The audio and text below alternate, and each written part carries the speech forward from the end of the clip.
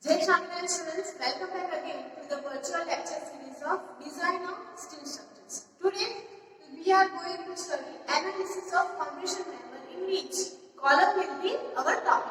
Okay, so what is the major difference between strut and column? Okay, in previous lecture we have studied strut related problem sums, right? So now column related problem sums. So firstly, we need to understand what is the major difference between strut and column. So strut is the singular sections, right? So there are no number of connections will be allotted, right? So in condition में जब आप L से columns consider करता है तो which is strut. Okay. एना जगह जब आप I sections draw करता है, so these I sections are considered as column. Okay, these are struts and these are columns. Okay, so generally IMC बराबर जैसे कि અહીંયા पर આપણે IS एक प्लेट लेंगे છે, અહીંયા पर IS MC IS HC बराबर ये टाइप की column की plates जनरेट करते हैं. So let's see the problem sum.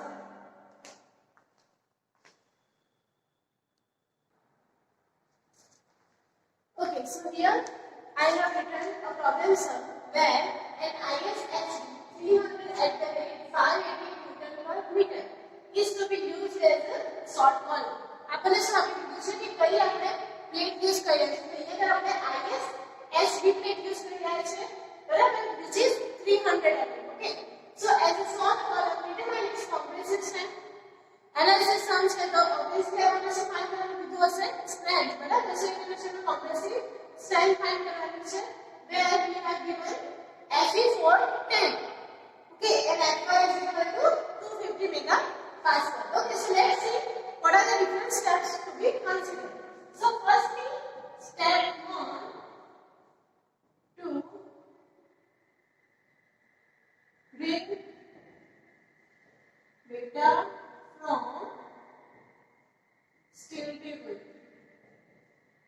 Okay, હવે સ્કેલ ટેબલ પર આપણને કયો ડેટા મળશે? તો જે આપણે ISHB પ્લેટ 300 લીધી છે એના ડેટા આપણને જોઈશે. 300 at the rate 588 Newton per meter. So સૌથી પહેલા આપણને જોઈશે એરિયા. Okay, so અહીંયા આગળ એરિયા એનો કેટલો મળે છે આપણને, which is 7480 mm square. 7480 mm square. એવી જ રીતે બીજી કેટલી ક્વોન્ટિટીની રિક્વાયરમેન્ટ છે તો જ્યારે આપણે બીમની વાત કરતા હોઈએ, okay, so here the beam will be like, okay,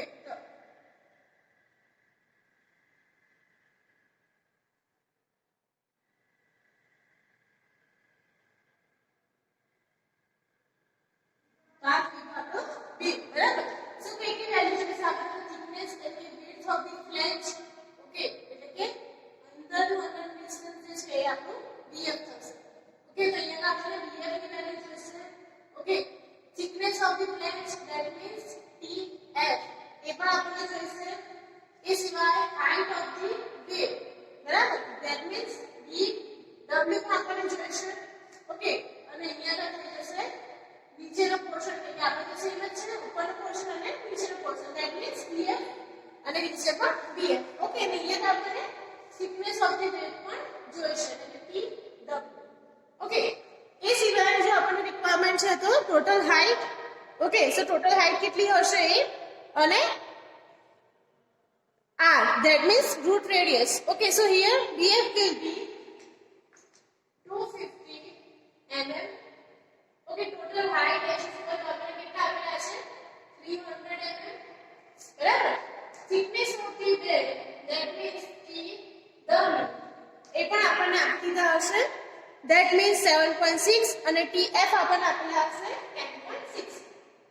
7.6 mm, TF આપેલા છે 10.6 mm.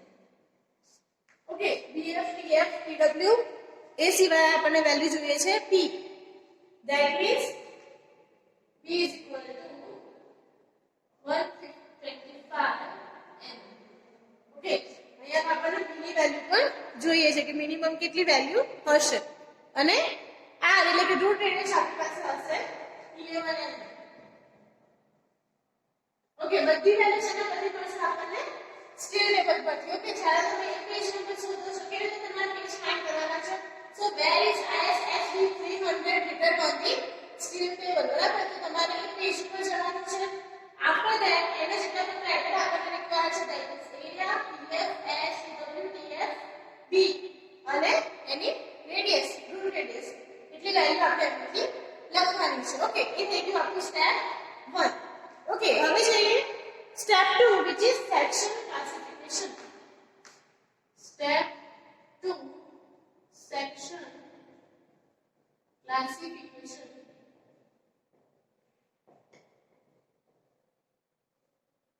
ઓકે, હવે સેક્શન ક્લાસિફિકેશન માં આપણે શોર્ટમાં બી ઓલરેડી જોયું છે તો કેવી રીતે સેક્શન ક્લાસિફિકેશન કરવાનું. સો એમાં આપણે કરીએ છીએ તો સિમ્પલ જ વાત છે. એસ એક હોય તેમાં આપણે ખાલી ત્રણ જ ક્રાઇટેરિયા ફોલો કરતા હોય છે. Where is b by d, b by t અને b plus d by t. Okay, so અહીંયા આપણે ફર્સ્ટ અલગ અલગ વિડ્થ છે ધેટ મીન્સ એના પ્રમાણે આપણું ક્રાઇટેરિયા અહીંયા ચેન્જ થશે. ધેટ મીન્સ ફર્સ્ટ જે આપણે ક્રાઇટેરિયા ફિક્સ અપ કરવાનો છે which is for the flange. બરાબર, સો ફ્લેંજ માટે bf upon thickness. બરાબર, સો thickness કઈ લેશું અહીંયા પર tf. Okay, so bf divided by tf tf ની વેલ્યુ લેવાની. that means bf એટલે અહીંયા પર original p that is 125 divided by tf which is 10.67. Okay, so અહીંયા આપણને p by tf ની વેલ્યુ પ્રોવાઇડ થશે. કેટલી મળે છે તો કે 11.79. 11.79 which is less than 15.7. okay, e ની આગળ આપણે કેટલો લઈ લઈએ છે 1. that means એક્ઝેક્ટલી આપણને 15.7 જેટલી વેલ્યુ મળે છે. હવે d by t for width. okay, so અહીંયા d by t w થશે. ઓકે, કે આપણને વેવ ની વાત કરીશું તો thickness of the wave જોઈએ. હવે d એટલે કે વેવ નું લેન્થ. ઓકે, સો વેવ ની લેન્થ આપણને કેવી રીતે મળશે? સો thickness of the flange આપણે શું કરવી પડે એમાં માઈનસ કરવી પડે. Okay, so d is equal to 300 minus 2 times thickness of the flange. that means 300 minus 2 times tf કેટલું છે આપણી પાસે 10.6. એટલે કે 300 minus 21.2. બરાબર, સો આપણને કેટલી વેલ્યુ મળે છે અહીંયા પર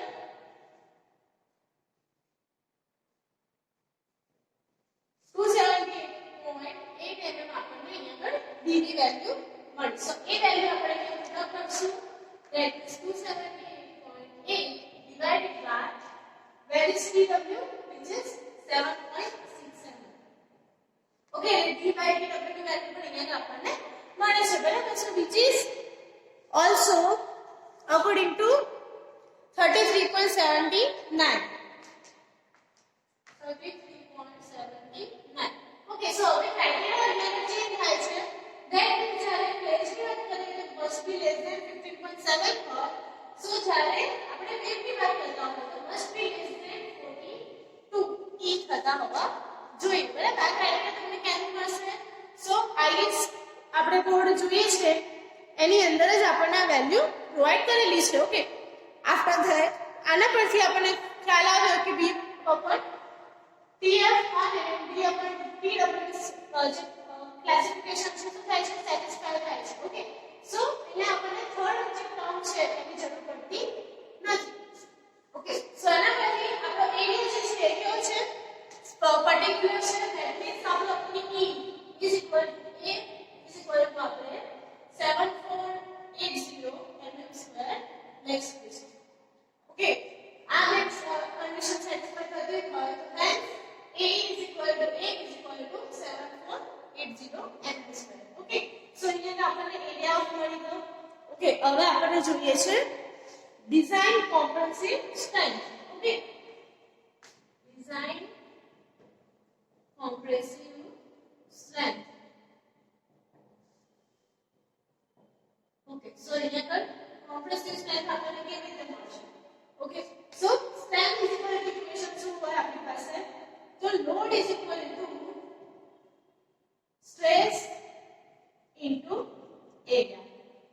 સો અહીંયા આપણી પાસે જો લોડ આપેલો હોય તો એના પછી આપણને એરિયાની વેલ્યુ મળે. ઓકે, સો અહીંયા આપણને જેની વેલ્યુ આપેલી છે 588 that means અહીંયા આગળ 358 ન્યૂટન પર મીટર એટલે કે શું એનું ટોટલ વેલ્યુ બતાવેલું છે. પછી આપણને અહીંયા Fy ની વેલ્યુ આપી દીધી છે 250 MPa બરાબર. સો એના પરથી આપણું જે ઇક્વેશન છે એટલે કે Vt is equal to Fy into A બરાબર. સો અહીંયા આગળ આપણું Fy શું થશે? સો Fy આપણી પાસે કેટલો છે 74250 અને multiplied by 7480. This is the simplest example you will be asked in your examination up to 3 marks.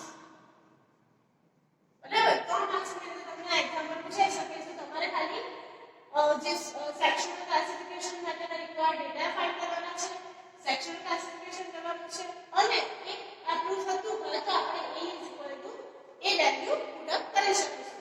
એટલે એના પરથી આપણને ડિઝાઇન કોમ્પ્રેસિવ સ્ટ્રેન્થ PD ની વેલ્યુ મળશે. Okay, so here PD is equal to 1870 kilonewton ની અંદર વેલ્યુ મળે છે. ઓકે, સો હિયર આપણો એક્ઝામ્પલ કમ્પ્લીટ થાય છે. સો ફરીથી એક વખત શું વેલ્યુ આપેલી હશે આપણને તો કે કઈ રેટ આપણે યુઝ કરવાની છે એના પરથી તમારે compressive strength find કરવાની છે. Read the data from the steel table. Okay, કયા data required છે? area, BF, height, PW, TF, B અને R ની value. Okay, B is equal to આપણને વેલ્યુ કઈ રીતે મળશે? So આટલી વેલ્યુ D છે. Okay, here from here to here this is D. Okay, so A D માટે શું કરવું પડે? thickness of the flange બંને સાઈડથી માઈનસ કરવી પડે એટલે કે D minus 2 times TF. Okay, એટલા પછી આપણને D ની ટોટલ વેલ્યુ એટલે 278.8 મળે જેને આપણે અહીંયા ઇક્વેશનમાં મૂક્યા અને કન્ડિશન્સ આપણે સેટિસ્ફાય કરી દઈએ. મીન્સ ફર્સ્ટ કન્ડિશન 15.7 કરતા લેસ ધેન હોવું છે અને સેકન્ડ કન્ડિશન 42 કરતા નાનું હોવું છે. એટલે ડિઝાઇન કોમ્પ્રેસિવ સ્ટ્રેન્થ આપણે કહીએ કે D is equal to 1870 kilonewton. Okay, so આ થઈ ગયું તમારું એનાલિસિસ નું સમ. હવે આપણે જોઈએ design of compressive member which is column.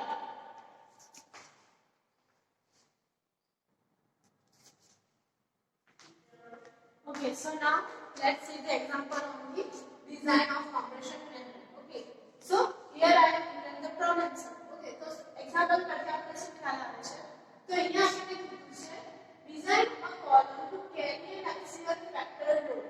બરાબર, તમને એક ડાયરેક્ટ axial factor load આપી દીધો છે. that means P is equal to 1200 kilonewton which is given that.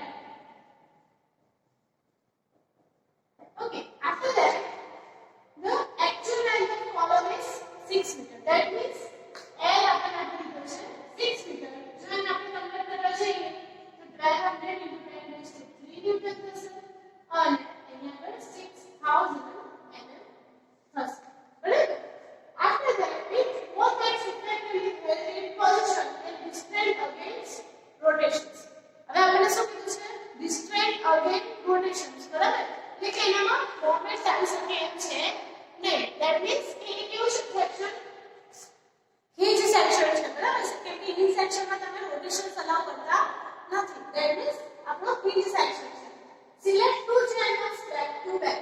હવે તમને એ કન્ડિશન આપી દીધી છે કે તમારે કઈ ટાઈપની કોલમની ડિઝાઇન કરવાની છે. that means back to back channels માટે આપણે આ ટાઈપની ડિઝાઇન જોઈએ. channel sections એટલે C sections.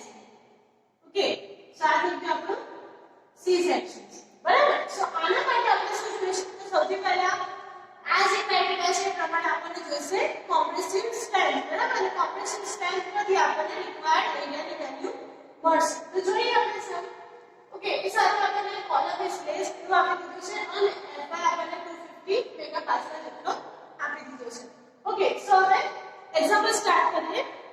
ઓકે, સૌથી પહેલા આપણે જોઈશું તો કે assumed FCD. ઓકે, તો પહેલા આપણે જોઈશે assumed FCD ની વેલ્યુ એટલે કે ડિઝાઇન કેરેક્ટરિસ્ટિક્સ ડિઝાઇન સ્ટાઇલ બરાબર. ઓકે સો હવે એ કેવી રીતે મળશે આપણને? સો એના માટે આપણી પાસે ઇક્વેશન છે ધેટ ઇઝ 0.6 ટાઈમ્સ fy બરાબર એટલે કે 6% જેટલું આપણે fy નું વેલ્યુ ને કન્સિડર કરીએ છીએ બરાબર 60% જેટલું. That means 0.6 multiplied by 250. Okay.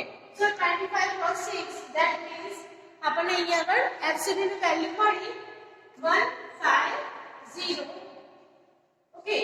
So અહીંયા આગળ ઇક્વેશન છે નો હશે MPa that is Newton upon mm no whole square. એટલે કે આપણને FCD ની વેલ્યુ મળી. Okay. So હવે આપણને જોઈએ છે area required. Okay. So here good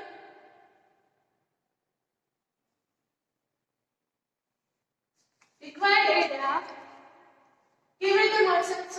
હમણાં જ કીધું કે એરિયા જ્યારે આપણે લોડની વાત કરતા હોય load is equal to stress into area. Okay એટલે કે અહીંયા આપણે સ્ટ્રેસ કેટલો છે FCD છે. ઓકે અને એરિયા લેવાનો છે આપણે ક્રોસ એરિયા એટલે કે ટોટલ આપણી જે ચેનલ છે બરાબર બંને સાઈડથી આપણે જે સી સેક્શન મૂકીએ છે એનો ટોટલ ગ્રોસ એરિયા કેટલો મળે છે એ આપણે ફાઇન્ડ કરવાનો છે. p ની વેલ્યુ આપણે આપી દીધી છે fcd ની વેલ્યુ પણ આપણે આપી દીધી છે. સો Ag is equal to p divided by fcd. Okay, so 1200 divided by fcd that means 150. Okay, so આના પરથી આપણને required area મળ્યો which is 8000 mm square. Okay, 8000 mm square. આ થઈ ગયો આપણો required Ag ની વેલ્યુ. ઓકે સો આના પછી આપણને હવે શું મળી ગયું તો એક બેઝ મળી ગયો કે આપણે કઈ ચેનલ સેક્શન્સ ને અલ્ઝમ કરવાની છે. ફ્રોમ સ્ટીલ ટેબલ શું કરશું આપણે કે જ્યાં આપણને કેવી ચેનલ મળે છે both side back to back મળતી હોય એવી ચેનલ માટેનું આપણે ડિઝાઇન શોધવાની છે. જેમાં એનો એરિયા કેટલો હોવો જોઈએ તો એ 8000 કરતા વધારે એરિયા મળતો હોય એવી સેક્ટરને આપણે સિલેક્ટ કરવાની છે. Okay so here I am selecting the so choose 2 ISLC 250 back to back. Okay, right? So એના પછી આપણને એરિયા ઓફ ISLC મળે છે 7130 mm સ્ક્વેર અને RZZ અને RYY ની વેલ્યુ મળે છે સિમિલર 7130 mm સ્ક્વેર. એ પછી આપણને જોઈએ છે RYY અને RZZ. That means આપણને જે વેલ્યુ મળે છે 101.7 mm અને 101.2 mm. and 101.7. Okay, so જે પણ મિનિમમ વેલ્યુ છે આપણે અહીંયા આગળ ઇકોનોમિક સેક્શન તરીકે લેવી પડશે. That means R મિનિમમ કે લીધી R by Y is equal to 101.2 m. કેમ કે આ લેવલની વેલ્યુ R કરતા ઓછી છે એટલા માટે. ઓકે સો હવે એના માટે આપણે સ્પેસિંગ જોઈશે બરાબર. સો spacing S is equal to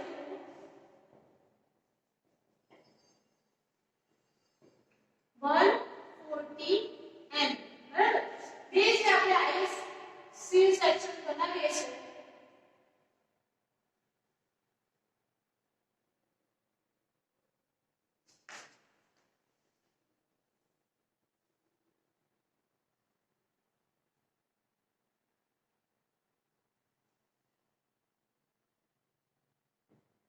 આ ડિસ્ટન્સ આપણે છે is equal to 140 જેટલું ઘર પ્રોવાઈડ કર્યો છે. ઓકે સો આપણને ડિસ્ટન્સ પણ મળી ગયું બરાબર અને જે સેક્શન્સ ની વેલ્યુ જોઈતી હતી એ પણ મળી ગઈ. So our next step is to find effective length. Effective length step number 3. Okay, so here we come to step number 3, which is અહીંયા કન્ડિશન શું આપે છે both and effectively held in position બરાબર એટલે ઇફેક્ટિવલી આપણે શું કરેલું છે હેલ્ડ કરેલા છે that means it is restricted છે બરાબર અને સાથે આપણે આપી દીધું છે કે ડિસ્પ્લેડ અગેન્સ્ટ પ્રોટેક્શન બરાબર સો એ કન્ડિશનમાં આપણો જે સેક્શન થાય છે કેવો છે ફિક્સ સેક્શન છે ઓકે સો અહીંયા આપણે રિફ્લેક્શન એટલે કે L ની વેલ્યુ L કરતા ઓછી મળે છે બરાબર સો મેં L is equal to 0.65 L જેટલું મળશે 0.65 ક્રોસ L ની વેલ્યુ આપણે કેટલી આપેલી છે 6000 mm બરાબર તો 65 ક્રોસ 6000 mm that means આપણને 3900 mm મળે છે 3900 mm જેટલી એની વેલ્યુ મળે છે એટલે એ પાછળને ઇફેક્ટિવ લેન્થ પણ મળી ગઈ બરાબર સો ઇફેક્ટિવ લેન્થ હવે એના પરથી આપણને શેની વેલ્યુ જોઈએ છે કે L/R okay from IS 800 table number 9C બરાબર જેમાં આપણને KL/R ની વેલ્યુ મળે છે ફાઇન્ડ FCD બરાબર સો KL/R કેટલું થશે સો K છે આપણી પાસે the value of K which is given here as a 0.65 બરાબર કે આપણે અહીંયા જે વેલ્યુ લીધી છે એ જ આપણી અંદર K છે ઓકે સો 0.65 આપણે જે 12 કરીને ડાયરેક્ટ વેલ્યુ આપણને મળી ગઈ 3900 ડિવાઇડ બાય R લીધી તો વેલ્યુ that is 101.2 ઓકે એટલે કે KL/R ની વેલ્યુ આપણને મળે છે 38.53 જેટલી 38.53 ઓકે સો હવે આ વેલ્યુ આપણે શું કરવાનું છે કોડ ની અંદર વેરીફાઈ કરવાનું છે ઓકે સો એઝ પર કોડ જ્યારે આપણે લિસ્ટ કોલમ ની વાત કરતા હોઈએ ફોર લિસ્ટ કોલમ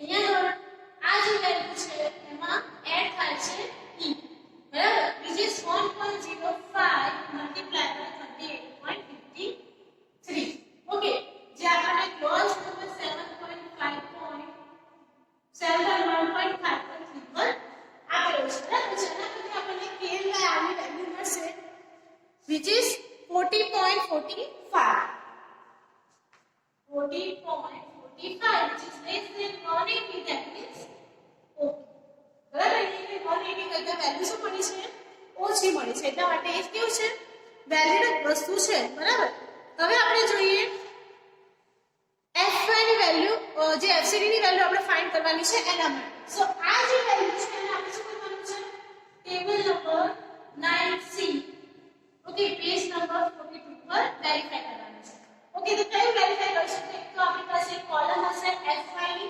અહીંયા આપણી પાસે fy 50 છે અને KL/R ની વેલ્યુ આપણી પાસે 40.45 છે બરાબર સો એના પ્રમાણે આપણી વેલ્યુ અહીંયા આગળ શું મળશે એ ફાઇન્ડ કરવાનું છે ઓકે સો ત્યારે આપણે ઇન્ટરપોલેશન કરવું પડશે એટલે કે 10 ની વેલ્યુ આપેલી હોય ત્યારે આપણને કેટલો ડિફરન્સ મળે છે બરાબર એટલે કે આપણી પાસે 40 અને 50 નું હશે બરાબર તો 40 અને 50 વચ્ચે કેટલો ડિફરન્સ થયો 10 ઓકે સો એની સામે વેલ્યુ FCD ની લખેલી હશે બરાબર સો એ બંને વચ્ચેનો કેટલો ડિફરન્સ આવે છે એ જોવાનું સો એ ડિફરન્સ આપણને મળે છે કંઈક 16 જેટલો બરાબર ઓકે સો એ ડિફરન્સ પ્રમાણે 10 એ 15 નો ડિફરન્સ મળે છે ધેટ મીન્સ આપણને 0.45 નો ડિફરન્સ જોઈતો હોય તો કેટલો મળશે ઓકે સો એના પછી આપણને વેલ્યુ મળશે 0.45 cross 15 divided by 10 okay so અહીંયા આપણે વેલ્યુ થાય છે કંઈક FCD is equal to 0.675 એટલે FCD ની વેલ્યુ અહીંયા થશે તો કે 10 જ્યારે આપણે 40 માટે જે FCD ની વેલ્યુ આપેલી હોય બરાબર એમાંથી આ જે આપણો પોઈન્ટ આવ્યા એ કેટલા કરવાના માઈનસ કરવાના ઓકે તો 40 માટે આપણને કેટલી વેલ્યુ મળે છે FCD ની which is 198 જેટલી ઓકે 198 માઈનસ આપણે કેટલા કરવા પડે એટલે જે પણ